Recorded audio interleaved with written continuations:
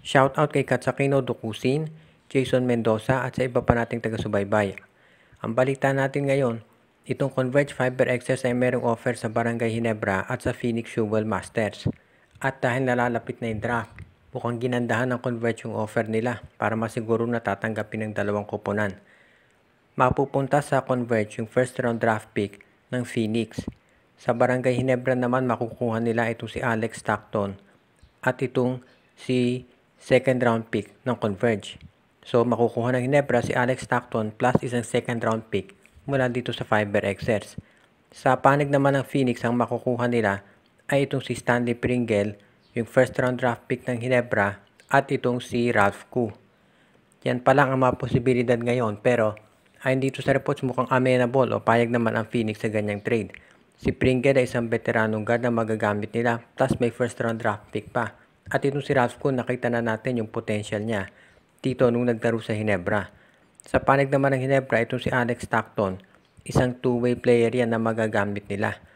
Actually, yung ganyang style ng play ang hinahanap ng Ginebra sana dito kay Bon Pesumal, pero hindi niya naibibigay. So magandang addition itong si Stockton dito sa lineup ng Barangay Ginebra.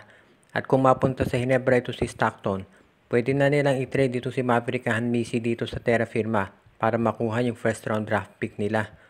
Sa panig naman ng Converge, kung makuha nila yung draft pick ng Phoenix, pang 4 yan. So may chance sila na makuha itong si RJ Abarrientos o di kaya itong si Kai Balungay. Depende kung sino ang kukunin nitong Terra Firma Jeep. Kaya masasabi natin na magandang deal ito para sa tatlong nabanggit na teams. Posible na ang Phoenix ay humingi pa ng additional na kapalit. Depende sa magiging evaluation nila doon sa mga rookies.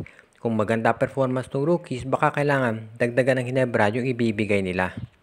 Ang isang balita natin ngayon, itong San Miguel Bay daw ay kinakausap itong Terra Firma Jeep.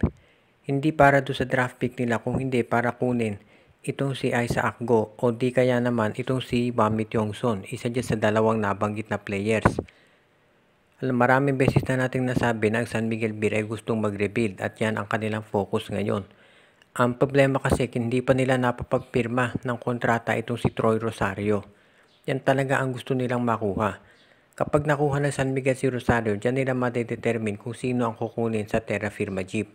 Kung hindi nila makuha si Rosario, si Isaac Go ang kukunin nila mula dito sa Terra Firma dahil kinakailangan nila ng additional big man.